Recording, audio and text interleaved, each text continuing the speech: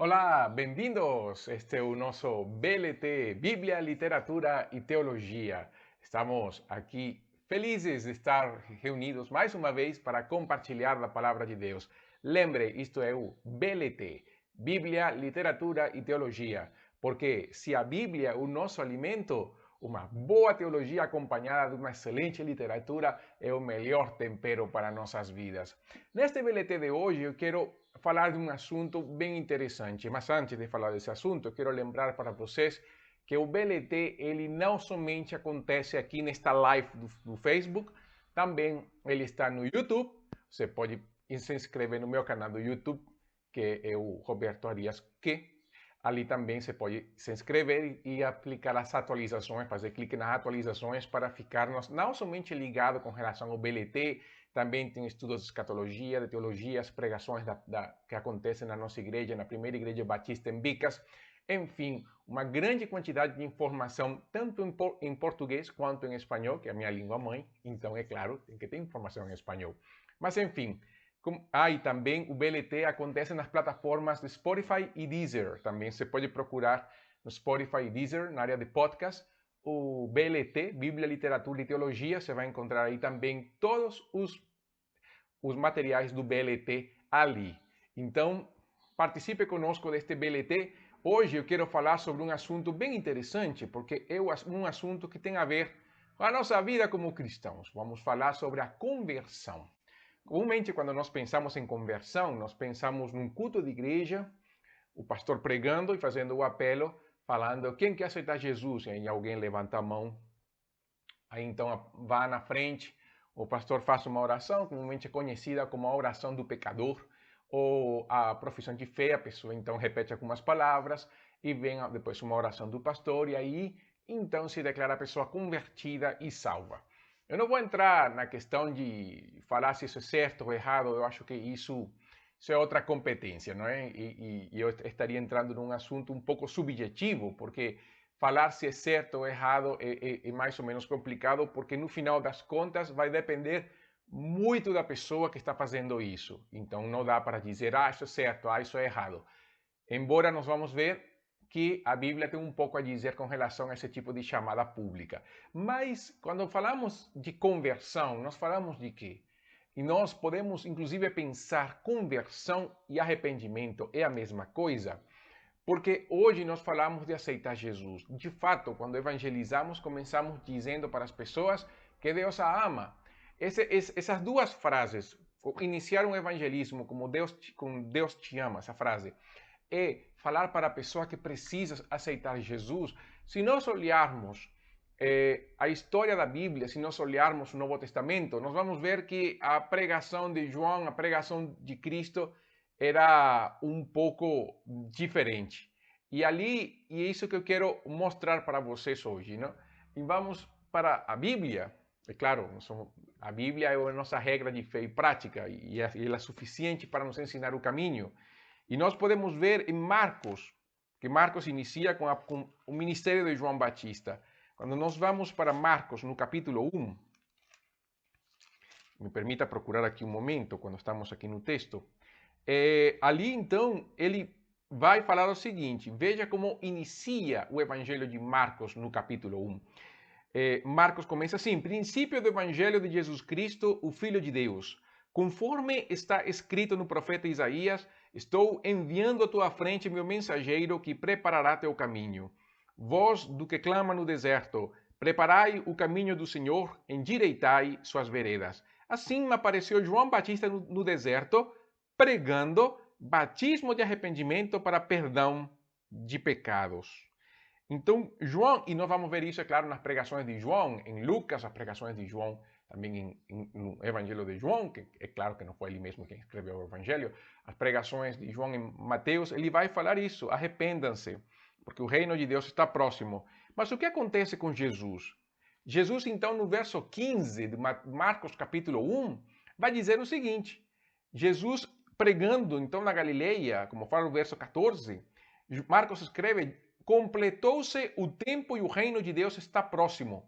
Arrependei-vos e crede no Evangelho. Então, seguindo com Marcos, e ali então Marcos, já depois do Cristo ressurreto, e se encontrar com os discípulos, ali então Jesus vai falar o seguinte, não? No capítulo 16, verso 15, e disse-lhes, ide por todo o mundo e pregai o evangelho a toda criatura.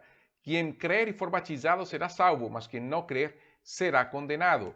E se nós vamos para Lucas 24, a grande comissão de Lucas, que tem a grande comissão em Mateus, tem a grande comissão em Marcos, tem a grande comissão em Lucas. No capítulo 24, verso 45 e seguinte, Jesus fala, então lhes abriu o entendimento para compreenderem as Escrituras e disse-lhes, está escrito que o Cristo sofreria e ao terceiro dia ressuscitaria dentre os mortos e que em seu nome se pregaria o arrependimento para perdão dos pecados a todas as nações, começando por Jerusalém. A palavra arrependimento. Então, João prega sobre arrependimento, Jesus prega sobre arrependimento e Jesus pede para os discípulos que preguem sobre o arrependimento. E quando nós vemos isso, nós podemos imaginar então que a pregação dos apóstolos deveria então ser o nosso modelo de pregação. E aí nós podemos imaginar que nosso modelo de pregação, com relação a uma abordagem evangelística e a conversão, deveria incluir, nós deveríamos, aliás, copiar o discurso deles como parte do nosso discurso evangelístico. E eu quero só para ressaltar a questão do João, do arrependimento, capítulo 3 de Lucas, verso 8, produzir frutos dignos ou próprios de arrependimento. Ele sempre ia falar sobre o arrependimento. Em Lucas nós temos a conversa das pessoas com João perguntando o que nós podemos fazer, o que nós devemos fazer. E aí ele vai mostrar que o arrependimento não é somente uma questão de vontade, de coração, também é uma questão de atitude. A atitude que nós devemos ter com relação ao arrependimento. O arrependimento, na verdade, é vida. E ali nós vamos então a Atos. Em Atos nós vemos então os discípulos, em Pentecostes, vem aquele momento, o Espírito Santo desce, e Pedro começa a pregar. Veja que a pregação de Pedro no capítulo 2, ele é claro, ele vai defender o que está acontecendo, ele vai dizer que o que está acontecendo não estão bêbados, nem nada, é o cumprimento da profecia de Joel. Aí ele vai citar Joel capítulo 2, sobre o Espírito Santo descendo sobre todo crente, sobre toda pessoa, sobre toda criatura que se converter. E ele ali vai e entra diretamente a falar de Cristo. Ele fala assim no verso 22 do capítulo 2, homens israelitas, escutai estas palavras. Jesus Nazareno, homem aprovado por Deus entre vós com milagres, feitos extraordinários e sinais, que Deus realizou entre vós por meio dele, como bem sabeis. E ele vai falar então da morte de Cristo no verso 23, da ressurreição de Cristo no verso 24, e ali vai com as profecias do Salmo 16, e ele continua, e ali nós vamos ao apelo que ele faz. Quando ele fala sobre Cristo, no verso 36, fala assim, portanto, toda a casa de Israel fique absolutamente certa de que esse mesmo Jesus a quem crucificastes, Deus o fez Senhor e Cristo. Ao longo da pregação, o Pedro vai mostrar o cumprimento das Escrituras com relação ao Messias. O Messias morre na cruz, ressuscita dentre os mortos, cumpre as profecias, ele é o Senhor e Cristo. A pregação de Pedro exalta a supremacia de Cristo sobre todas as coisas, exalta a dupla natureza de Jesus, homem e Deus, Deus e homem. Vai mostrar a suficiência do sacrifício de Cristo e a sua ressurreição como o sinal de Deus para demonstrar que Jesus é o Filho de Deus. Isso cria no povo que está ouvindo uma questão, uma pergunta. E eles se perguntam, o que faremos? No verso 38, Pedro fala, arrependei-vos e cada um de vós seja batizado em nome de Jesus Cristo para o perdão dos pecados e recebereis o dom do Espírito Santo, porque a promessa é para vós, para vossos filhos e para todos os que estão longe, a quantos o Senhor nosso Deus chamar. E Lucas acrescenta, e os aconselhava e exortava com muitas outras palavras, dizendo, salvai-vos desta geração perversa. Desse modo, os que acolheram a sua palavra foram batizados. Naquele dia, juntaram-se a eles quase 3.000 pessoas. Veja como Lucas esta vez não fala somente de homens, sem contar mulheres e filhos. Aqui vai no geral. O que nós vemos? A pregação, e assim se nós vemos a pregação de Pedro no capítulo 3, parte do mesmo princípio. Ele vai falar de Jesus e falando de Cristo, fala da morte, da ressurreição de Cristo. E o que ele vai mostrar? Ele vai mostrar para as pessoas que é necessário crer não somente em Cristo, mas crer em Cristo para salvação, morte, ressurreição de Cristo e o chamado ao arrependimento. O verso 19 do capítulo 3, Pedro fala: arrependei-vos, pois, e convertei-vos, para que os vossos pecados sejam apagados, de modo que da presença do Senhor venham tempos de refrigério, e Ele envie o Cristo que já vos foi predeterminado, Jesus. Não há no discurso de Pedro aos judeus uma expressão tipo: olha, Jesus te ama, Ele tem um plano maravilhoso para a sua vida. Não começa mostrando o amor de Deus. Na verdade, Pedro começa falando da justiça de Deus. E há uma diferença. Romanos capítulo 1, verso 17, Paulo escreve que no Evangelho é revelada a justiça de Deus. Por quê? Porque quando nós olhamos para a cruz, nós não olhamos simplesmente um ato de amor. Ninguém morre por amor. Dizer que Jesus morreu por amor à humanidade, sim, é verdade. Jesus morreu por amor à humanidade. Mas não é aquela morte de amor como se romantiza muitas vezes. O amor é manifesto justamente porque Jesus vai na cruz a pagar o preço do nosso pecado. Ele vai satisfazer a ira de Deus. A justiça de Deus então se torna plena em Cristo. Quando nós olhamos para a cruz, nós não podemos simplesmente olhar um ato de amor. Porque seria assim, tipo o quê? Romeu e Julieta, quando eles fazem essa morte por amor? Não. O que nós vemos é o cumprimento do amor, a manifestação do amor e da graça de Deus, porque Ele toma o nosso lugar. A justiça de Deus é plena. Quando Cristo morre na cruz e Ele fala, está consumado, o que Ele está dizendo justamente é que a ira de Deus caiu sobre Cristo, o castigo que era nosso e que nos dá a paz foi sobre Ele, que todas nossas feridas foram levadas em Cristo na cruz e por isso somos curados. Nós não somos merecedores da ira, porque Jesus levou a ira de Deus por nós. Abre a porta do céu para todo aquele que quer crer. Não precisa mais sacrifícios humanos. Mentira, nunca. Não precisa mais sacrifícios. Mas sim, sacrifícios humanos no sentido de fazer alguma coisa. Não de matar um ser humano, mas sim de fazer algo a mais. Não precisa fazer mais nada. O homem não tem que fazer mais nada. Cristo fez o todo. Mas também não precisa mais matar animais para satisfazer a ira de Deus, a justiça de Deus. Não precisa mais. Por quê? Porque Cristo é o Cordeiro de Deus, o sacrifício perfeito. Quando João vê Jesus e fala, eis o Cordeiro de Deus, João está falando que tira o pecado do mundo. Fala da parte da justiça de Deus. O perdão que vem pelo cumprimento da justiça. Quando nós vemos o amor de Deus na cruz, nós temos que colocar o amor de Deus na cruz e ao mesmo tempo temos que colocar a justiça de Deus no mesmo nível. Se nós não separarmos, e se nós separarmos isso, aliás, nós estaríamos caindo num erro gritante. Porque a cruz não é somente amor.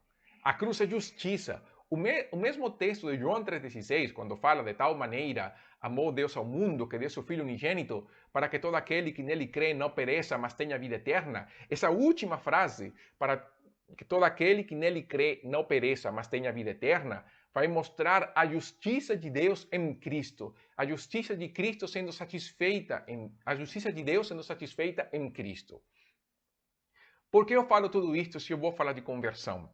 Porque quando nós olhamos as pregações no livro de Atos, se nós vemos as pregações de Paulo aos gentios, ele parte do mesmo princípio. Ele vai mostrar Cristo, ele vai mostrar a criação, vai mostrar Deus como Criador, vai mostrar Deus como o único Senhor, vai mostrar Cristo, pecado, ressurreição, necessidade do arrependimento. E isso tem a ver muito com o nosso termo de conversão. Hoje as pessoas falam assim, fulano aceitou Jesus. Sim, há um texto em João capítulo 1, verso 12, que fala que todos os que receberam e os que creem em seu nome, Deus lhe deu a potestade de serem chamados filhos de Deus. E nesse texto nós podemos dizer receber Jesus, aceitar Jesus. Mas a questão, quando nós olhamos a Bíblia e a importância do termo adoção, é porque não é o filho que adota pai. Você nunca vê um filho falando assim, olha, eu adotei ele como meu pai. Não existe isso. O que há é o pai que adota o filho. Quando nós falamos da salvação, nós temos que envolver também o texto da adoção. E a adoção não é outra coisa que Deus dizendo, eu quero que fulano seja o meu filho. Então, é aquela história, não, de Filipe e Natanael, quando Filipe fala assim, achamos o Messias, mas na verdade quem tinha achado ele era Jesus. O encontro com Cristo é tão marcante que nós acabamos dizendo assim, eu encontrei Jesus, mas na verdade Jesus foi quem nos encontrou. Mas vamos para a questão da conversão, porque na Bíblia a conversão está intimamente ligada ao arrependimento. Aliás, conversão sem arrependimento não é conversão. Conversão, na verdade, é a ação do arrependimento. E eu quero aproveitar aqui e falar um pouco sobre o pastor Adilson Queiroz, lá em Montes Claros, que é meu professor nesta matéria, pessoa excelente, que eu quero mandar um abraço. E ele, na sua aula sobre arrependimento e conversão, foi muito feliz na maneira como ele explica, na maneira como ele expõe. Então, eu quero aproveitar e usar a apostila dele neste ponto para frisar alguns aspectos. Gente, quando nós falamos de arrependimento, o arrependimento é o primeiro passo essencial na experiência da vida de salvação. A conversão autêntica envolve o arrependimento. Nós não podemos pensar em conversão sem arrependimento e nós não podemos pensar em conversão, arrependimento sem o novo nascimento, a regeneração. Por quê? Porque as três estão intimamente ligadas. E você vai falar assim, e a fé? A fé também. Então, nós temos arrependimento, conversão, fé, regeneração. A ordem dos fatores, eu sei que é muita briga sobre esse assunto e há várias posições, mas tudo acontece tão junto que se tentarmos separá-los, nós vamos ver que está faltando alguma coisa. Eu quero acreditar que aquele que se arrepende nasce de novo, e nasce de novo aquele que se arrepende, e que parece que fosse um pacote que vem direto, na hora. Tudo acontece no mesmo tempo. E isso que é interessante. Mas quando nós falamos de conversão, no Velho Testamento são duas palavras no hebraico. A primeira é Nashan e a segunda é Shub. Nashan, então, expressa um profundo sentimento de tristeza, dor ou alívio, inclusive. Então, quando nas formas do hebraico, no nipau, ele pode significar arrepender-se e acompanhado de um plano de mudança ou ação. Mas quando vai no piel, ele significa consolar-se, como um designativo de arrependimento que é empregado não somente com relação ao homem, mas também a Deus. O shub, que é a palavra mais comum, quer dizer volver-se, virar-se, retomar. Muitas vezes foi utilizado no sentido literal, mas esse sentido do shub, de volver-se, virar-se, retornar, pense como judeu a história do filho pródigo.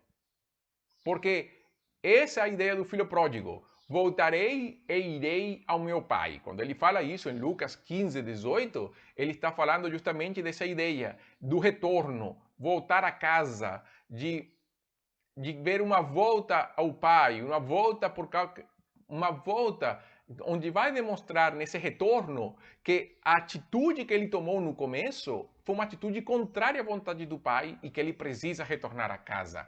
Essa é a ideia de conversão do Antigo Testamento. Eu volto a Deus, eu saio dos meus caminhos para voltar aos caminhos de Deus. E isso que tantas vezes se vê no Antigo Testamento, nos profetas, volta Israel, o Senhor teu Deus, volta dos teus caminhos, os teus caminhos são errados, os teus caminhos não são os meus caminhos, como fala Isaías. Então, por quê? Porque a ideia do arrependimento no Antigo Testamento é volver-se, virar e retornar. Mudou esse sentido no Novo Testamento? Não. Não mudou e essa é a boa notícia. 3 palavras para arrependimento e conversão no Novo Testamento. A mais conhecida é metanoia, é extremamente conhecida. As pessoas falam arrependimento e falam metanoia e às vezes parece que a palavra fosse uma fórmula mágica. Eu falei metanoia e entendi, mas o que é metanoia? Metanoia, então, ela é composta por duas palavras, meta e nous. E ao mesmo tempo, ela está relacionada com a palavra gnosco, que é conhecer. Então, quando nós vemos isso, nós falamos de uma mudança de pensamento. Uma mudança que leva para a ação. No Novo Testamento, o sentido é profundo e denota primariamente uma mudança do entendimento, passando a ter uma visão mais sábia do passado, incluído o pesar pelo mal praticado e levando uma mudança de vida para o melhor. Nós comumente vemos pessoas que falam assim, na minha experiência antes de conhecer Jesus, eu era papa, e falam, coisas más, coisas boas, mas enfim, parece que a vida deles está fundamentada no passado. Mas a metanoia nos ensina que esse passado, na verdade, deveria nos envergonhar. E Paulo fala isso para os romanos, no capítulo 6, no verso 20 ou 22, Paulo que já vem falando sobre o nosso relacionamento com o pecado, no capítulo todo, ele fala assim, porque quando eres escravos do pecado, estáveis, isentos em relação à justiça, naquele tempo, que resultado colestes? No tempo passado. E aí ele fala assim, somente as coisas de que agora vos envergonhais, porque o fim delas é morte. Agora, porém, libertados do pecado, transformados em servos de Deus, tendes o vosso fruto para a santificação e, por fim, a vida eterna.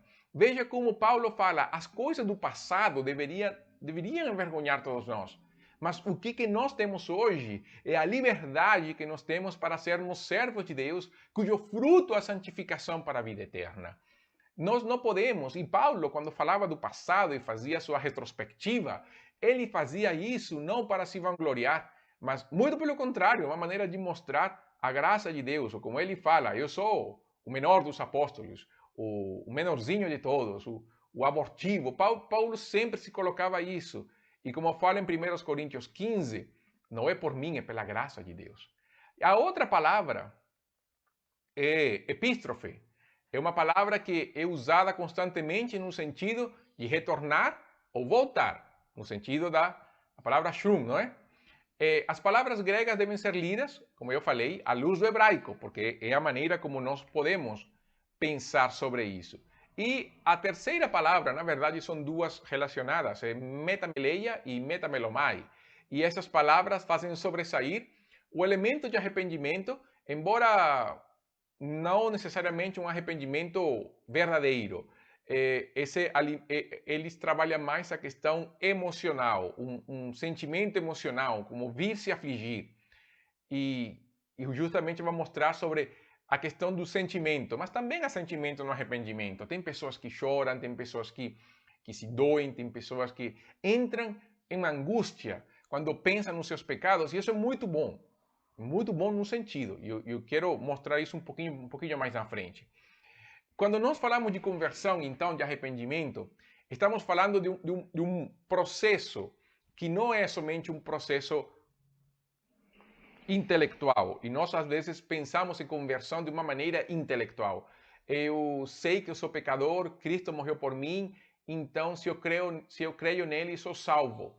Vejam como tornamos isso muito fácil, muito raso. Não é que não seja difícil, entenda isso. É fácil, é isso. Mas tornamos isso de uma maneira muito intelectual, muito intelectualizada. E não há uma internalização da questão. Por quê? Porque a nossa abordagem evangelística acaba sendo também um pouco rasa. Quando nós falamos para a pessoa, Deus te ama e tem um plano para a tua vida, mas o pecado fez que esse plano de Deus se afastasse e Cristo veio para restaurar esse plano. Veja como, no final das contas, parece que o dono do pedaço, a razão pela qual todas as coisas é o homem. E não é bem assim. Aliás, não é assim. A salvação é uma obra de Deus. Jonas fala isso, a salvação vem do Senhor, e ao longo da Bíblia nós vemos isso. A história da Bíblia mostra como Deus é o autor da fé. Hebreus vai dizer que Jesus é o autor e consumador da salvação. Então a salvação é uma obra divina. É Deus indo ao encontro do homem pecador. É Deus querendo reconciliar o homem consigo mesmo. Então sempre é uma ação que nasce de Deus para o ser humano. Essa é a ideia da salvação. Quando pensamos nisso e nós pensamos na abordagem evangelística, nós temos que pensar certamente em Cristo. Deus, Cristo, João 3,16. Deus amou tanto ao mundo que enviou seu Filho. Sim, enviou seu Filho para quê? Para morrer por amor? Somente por amor? Não. Jesus veio para morrer e satisfazer a justiça de Deus. Nesse processo, quando a justiça de Deus é satisfeita, é quando nós vemos o amor de Deus. É isso que fala Romanos capítulo 5. E vamos de novo para a Bíblia, em Romanos capítulo 5. Aqui, Romanos capítulo 5. E quando Paulo, então, fala assim, ora, quando ainda éramos fracos, verso 6, Cristo morreu pelos ímpios no tempo adequado. Porque dificilmente haverá quem morra por um justo, pois talvez alguém até ouse morrer por quem faz o bem. Mas Deus prova o seu amor para conosco ao ter Cristo morrido por nós quando ainda éramos pecadores. Assim, agora, justificados pelo seu sangue, muito mais ainda seremos por ele salvos da ira. Vejam que o amor de Deus se manifesta quando a justiça de Deus é satisfeita. Por isso é que Paulo usa a palavra justificação, quando Deus nos chama justos por causa da morte de Cristo, quando há essa substituição penal. Ele, o justo, morre pelo injusto. Ele, o santo, morre pelo pecador. Ele, o puro, morre pelo impuro. Para quê? Para que nós, então, apropriados dessa justiça divina, dessa pureza, dessa santidade, passássemos, então, a nos tornar filhos de Deus pela fé. Então, quando nós falamos do amor de Deus na cruz, nós temos que especificar a justiça de Deus. Porque é a mensagem apostólica, era o que eles falavam. Eles falavam, Deus enviou Jesus como a prova do nosso, o sacrifício do nosso pecado, a propiciação pelos nossos pecados. Tá bom, você não vai usar propiciação, que o pessoal vai ter que perguntar e aí vai sair do assunto. Mas nós podemos dizer, ele veio para tomar o nosso lugar na cruz, ele veio para morrer no nosso lugar, ele veio porque era impossível para nós nos salvar e por isso Deus teve que vir e intervir na história para trazer Jesus. Quando nós colocamos Deus como o eixo, a fonte, o suficiente, quando nós falamos da justiça de Deus, da santidade de Deus, automaticamente nós começamos a olhar para nós mesmos. Essa pregação de Pedro em Atos capítulo 2, veja que Pedro não ia dar apelo. Foram as pessoas que perguntaram, o que faremos? Foi tão claro e Pedro mostrou com tanta clareza o pecado das pessoas, a santidade de Cristo, a suficiência da cruz, que as pessoas falaram assim, então o que nós vamos fazer? Veja que Pedro não fala, você tem que aceitar Jesus. Pedro fala, arrependam-se. Essa palavra é necessária que ela retorne às nossas pregações, aos nossos púlpitos. Eu prefiro usar arrependimento do que falar aceitar Jesus. Eu prefiro. Por quê? Porque é mais bíblico. Eu falo para a pessoa, você tem que crer no Evangelho e para isso tem que se arrepender dos seus pecados. Essa é a maneira bíblica de trabalhar o evangelismo. Isso que nós vemos nas pregações de Atos. Isso que nós vemos também da maneira quando Paulo fala para Timóteo. Não, foi mesmo Paulo que falou para uma igreja. Deus ordena a todo homem em todo lugar que se arrependa. A vontade de Deus é que todos conheçam, que todos se arrependam e venham ao seu encontro. Isso está vamos buscar 1 Timóteo capítulo 2, só para falar a vontade de Deus. Que ninguém se perca, aliás, esse é o texto. Mas vamos para buscar na Bíblia somente para ter a certeza das palavras aqui. Que desejam que todos os homens sejam salvos e cheguem ao pleno conhecimento da verdade. Você vê que não fala de arrependimento, mas fala sejam salvos. E a salvação vem através do arrependimento e da fé. Verso 6, ele se entregou em resgate por todos para servir de testemunho a seu próprio tempo.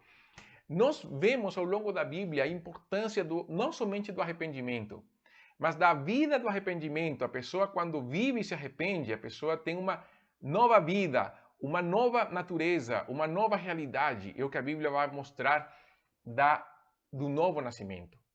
Por quê? Porque a vida de Deus vem a nós e essa morte espiritual que Paulo fala em Efésios capítulo 2, nós mortos espiritualmente revivemos por causa do Espírito. E isso é uma obra divina poderosa. Nós podemos entender que a conversão nasce da tristeza que vem segundo Deus. E isso é outra coisa. Ninguém pode se arrepender se não tem certeza de que é pecador. Eu posso aceitar Jesus no sentido estrito da palavra, sem explicação. Eu posso aceitar Jesus sem ter a plena convicção dos meus pecados. Por quê? Porque estou somente aceitando um Cristo. Estou dizendo, tá bom, Ele é Deus. Estou aceitando. Mas agora eu recebo. O recebimento tem a ver com a questão do arrependimento. Eu entendo que eu sou pecador. Eu entendo que a minha vida precisa de Cristo. Eu sei o quão pecador eu sou. E uma das palavras que nós podemos pensar nesse momento, porque quando nos afastamos tanto de Deus por causa do pecado, aliás, estamos tão afastados de Deus por causa do pecado, e não é a quantidade de pecados que a gente comete, e não é o tipo de pecado que a pessoa comete, é o fato da pessoa ser pecadora. Somente o fato da pessoa ser pecadora a torna merecedora da ira divina. Somente pelo fato do homem existir sem Cristo o torna merecedor do inferno. Parece ofensivo, mas é a verdade. O homem vive numa culpabilidade eterna. O homem vive condenado eternamente. O homem nasce condenado. E se nós nascemos condenados, a urgência por Cristo deve ser maior. E é nesse momento em que nós, quando entendemos a magnitude do nosso pecado, o nosso afastamento de Deus, a certeza da nossa condenação, é que nós podemos então dizer, eu quero Cristo. Mas eu quero porque eu preciso, porque é o único que pode fazer por mim. Aliás, é o único que fez por mim algo que ninguém pode fazer. E é o único que pode trazer vida dentro da minha morte espiritual. A conversão é necessária, o arrependimento, a pregação do arrependimento é necessária. Porque hoje vivemos num mundo onde ser evangélico se torna um clichê. Porque muitas pessoas entram na igreja e falam que aceitam, mas não se arrependem.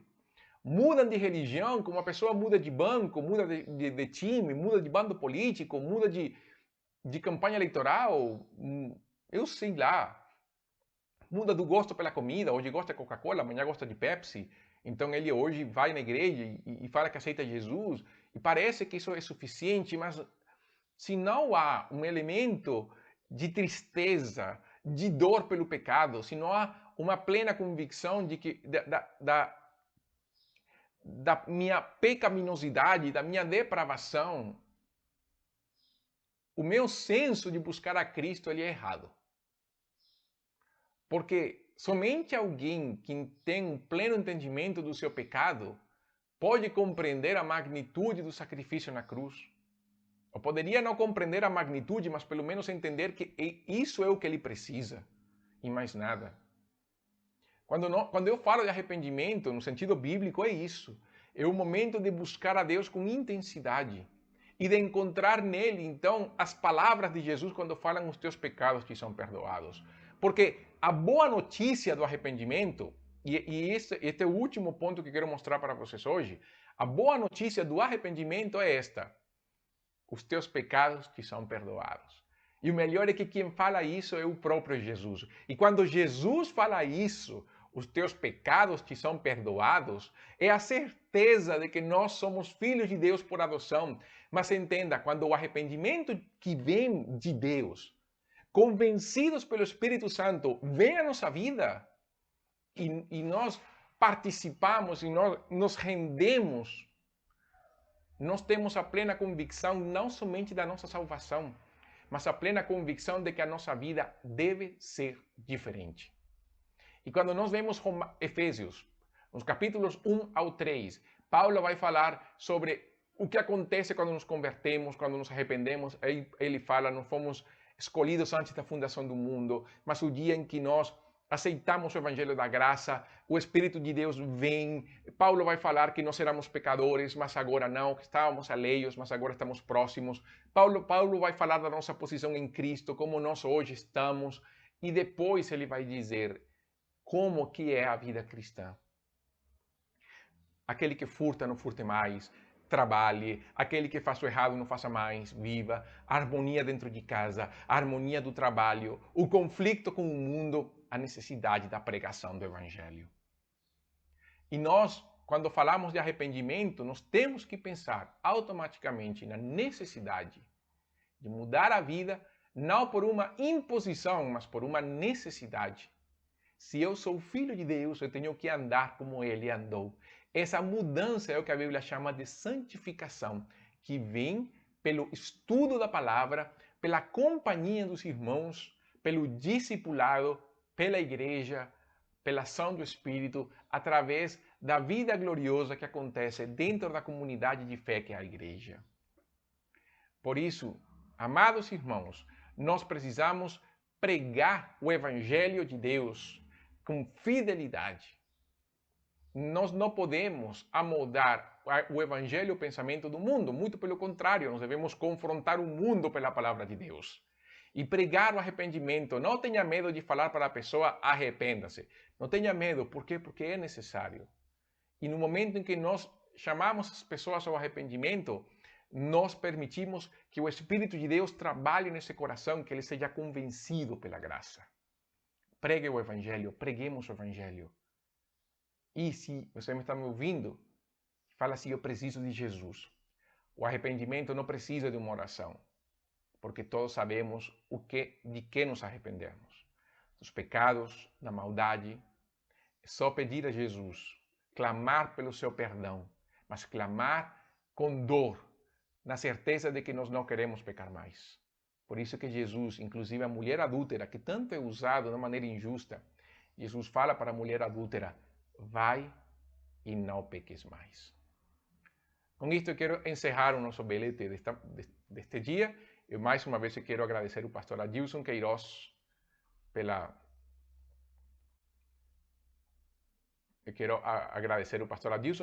oportunidade de ter sido meu professor do seminário. Também eu quero recomendar, é claro, para falar de conversão, arrependimento, os livros de teologia sistemática sempre serão importantes. Então eu tenho aqui a Institutas de Calvino, a teologia sistemática de Gruden, Berkhoff, Strong, mas um livro curto que ajuda muito é o livro de Paul Washer, chamado O Verdadeiro Evangelho. É um livro curto, uma leitura rápida, é um livro que nós usamos nas nossas aulas de discipulado também, com discipulado novo convertido. É um livro muito bom porque vai falar da justiça de Deus, a necessidade do arrependimento. Então, fica por aí, isto foi o BLT, Bíblia, Literatura e Teologia. Está saindo agora no Facebook, mas vai sair daqui a pouco no YouTube. Lembre, fazer sua inscrição, apertar o sininho para as atualizações e depois vai aparecer nas plataformas de podcast de Spotify e Deezer. Isto foi BLT, Bíblia, Literatura e Teologia, porque se a Bíblia é o nosso alimento, uma boa literatura, uma boa teologia é o tempero agradável que torna a nossa vida cristã ainda mais prazerosa. Que Deus abençoe. Isto foi BLT esta semana.